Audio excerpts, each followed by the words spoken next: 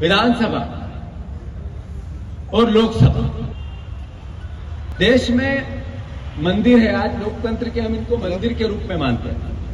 इनमें जाने वाले कोई सवाल खड़े होते हैं तो उस पर पब्लिक को भरोसा होता है कि लोकसभा में सवाल खड़ा हुआ है, उसका कुछ निराकरण होगा। विधानसभा में प्रश्न खड़ा हुआ, इसमें कुछ न कुछ एक्शन होगा।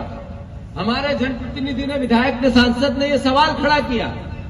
भारतीय जनता पार्टी ने इस ताकत को, जनप्रतिनिधि की ताकत को चकनाचूर कर दिया। इस एहसास को मैं जी सकता हूं। पिछले सत्र में मुझे जिस तरीके से निलंबित किया गया, कोई ऐसी बात नहीं थी जिससे कि इस तरीके की भावना बने कि मुझे निलंबित किया जाए। पर निलंबित किया तो ये अपमान उस समय उस क्षेत्र की जनता का था जो उन्होंने मुझे कई सवाल दिए थे। ऐसा ही संसद में अभी इतने लोगों को एक साथ निलंबित कर दिया, बाहर कर दिया, उठा के फेंक दिया। ये क्या है? ये लोकतंत्र की हत्या नहीं है तो इसको क्या बोल सकते हैं? साथियों, आदरणीय शिवराज सिंह चौहान का चेहरा बताया गया, वोट मांगे गए, विधायकों को एक चिट्ठी, एक फरमान दिया गया कि अब ये विधायक है, ये मुख्यमंत्री है। मतलब विधायकों की वो भावना जो अपने नेता को चुनती है, सिर्फ विधायकों का हाथ ऊंचा करके, खड़ा करके रहने का केवल अस्तित्व बचा है। ये लोकतंत्र की हत्या नहीं है तो क्या है?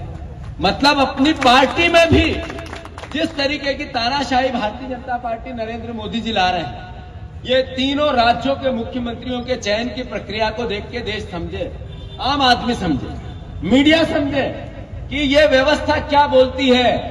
क्या विधायकों के चयन से मुख्यमंत्रियों का नियुक्ति हुई है, उनका चयन हुआ? कोई एहसास नहीं करता इस बात का। एक विधायक, भारतीय जनता पार्टी के कई विधायक रोने लगे, कई विधायकों ने शर्मिंदगी महसूस की, शिवराज सिंह ने एक दूसरे को ढांढस बंधाई, अखबारों की मीडिया में हमने देखा। ऐसे अलग अलग राज्यों में अलग अलग तरीके से हुआ।